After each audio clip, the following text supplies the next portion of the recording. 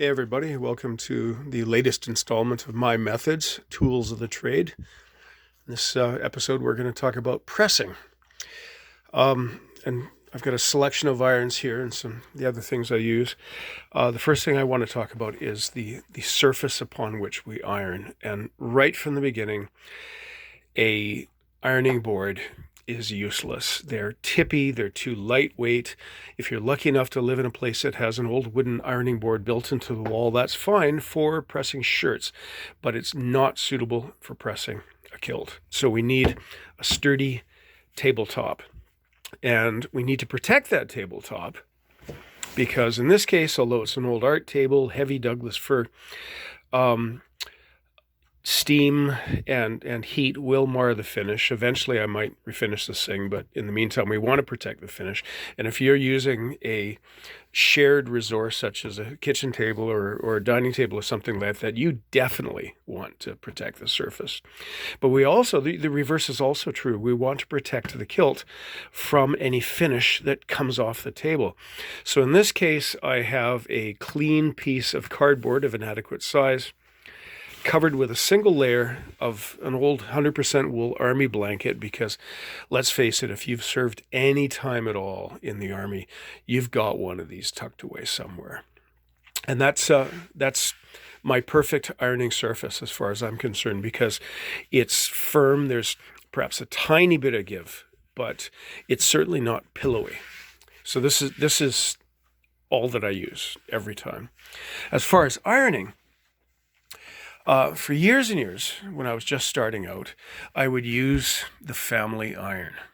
And back in the day, back in the 70s and 80s, that wasn't unreasonable. It wasn't ideal. But these modern ones are ridiculous because they've got a computer chip that turns the iron off when you haven't been using it for a while. No, I'm waiting for you to get hot enough, you silly thing. It's so frustrating. And of course, they're so very light, right? Kind of defeats the whole purpose. I use one of these for pressing my shirts, but that's it.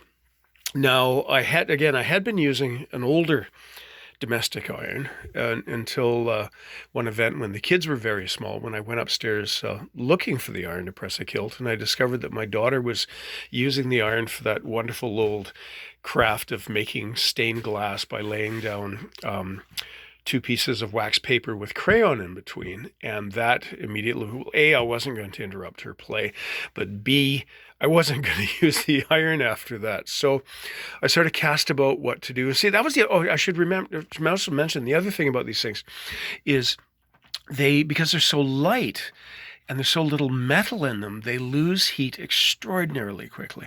So I would press a pleat, sit and wait for it to heat up again, press another pleat, and there's 27 or 31 pleats. It just takes simply for ages. Oh, and you have to do both, so there's 62, 63 pleats. Ridiculous. So both sides, I should say. So yeah, not worth dealing with. So I cast about wondering what to do on that occasion. And then my eyes fell upon my grandmother's old Canadian General Electric iron. Weighs a decent weight. It's got to be about 4 pounds. And off I went. These are the I absolutely swear by these things. Now I think because she'd had this since probably around the time of the First World War. I think this is about a 1905, 1908 model. And at some point I think it had dropped on the floor, and the insulating sheet inside is mica, and it had cracked. So for as long as she used this thing in my lifetime, from 1959 onwards till sometime in the 70s, she would put this on the heater, the element of the stove, and heat it up that way, which works as long as you make sure that the ironing surface stays clean. But eventually I made a new extension cord for this, because the old extension cords for these things with the Bakelite fittings, they do perish. The wire gets very high resistance and it's not safe. But you can make, or you can have an electrician make you a new cord. And so I did, and I was immediately sold on this thing because it took a while to heat up, 5 minutes or so. But this heavy, heavy iron holds heat for a long time. It's great. I can do a third of a kilt, a third of the total number of pleats before I stop and let it heat up again. But that's okay. This one is mounted on a trivet, which is a good idea because putting them back like this, sitting them upright doesn't really work. They're a little bit tippy. So you can go to an antique store and you can find an old trivet. Now this one did me for many, many years, did very well. But then because of that broken mica plate inside, I got used to the smell of ozone and the occasional arcing sound and little blue sort of welding lights sort of flashing out of the back. And that wasn't too upsetting. But after a while, the resistance started to grow. So I retired it. And then I thought, well, what am I going to do? Because this is absolutely what I want to continue using. Now I started looking online. Now, very few real tailoring supply places, as opposed to dressmaking supply, tailoring supply places.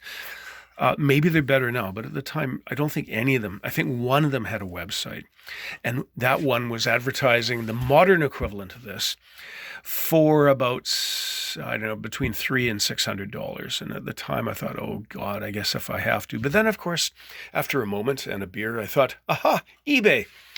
So that's what I've done since then. This is a recent acquisition. This is maybe 1940s. Again, got an electrician to make a replacement cord, and it's taped in place so that the connections don't work harden and then snap off.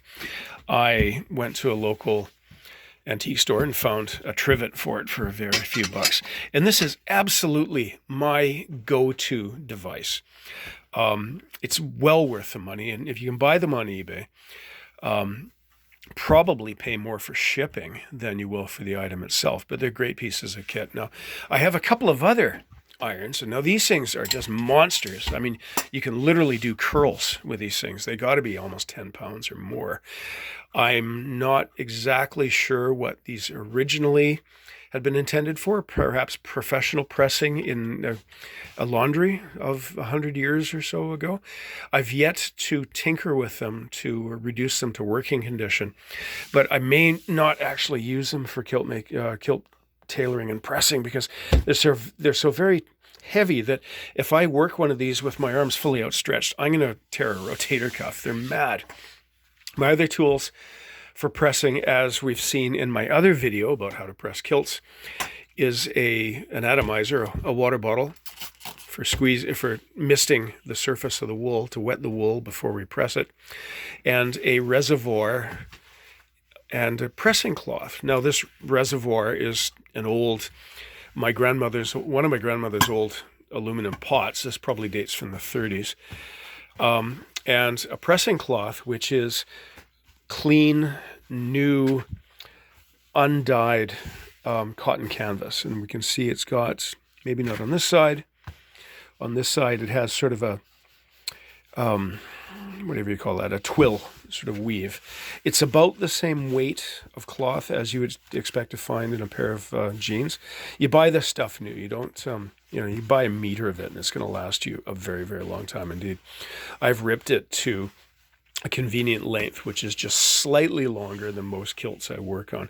I've got like half a dozen of these things too. So I wash them occasionally because eventually when you're pressing and restoring old kilts, you will pick up dirt out of the kilt. In fact, using a clean cloth like this is actually a pretty good way to clean a kilt because the steam seems to pull the dirt and muck and everything else out into the surface and transfer it to this. So there we go. And again, I use clean tap water.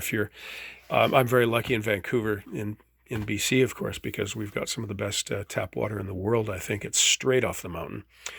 If your local water is high mineral or anything else, you might consider resorting to bottled water. I don't know. Experiment carefully and find out. But there we are. Pressing. And I don't have a clever line to sum this up, so I'm just going to stop this here. Our next episode will be, I believe, on sewing, needles and threads and such like that. So cheers.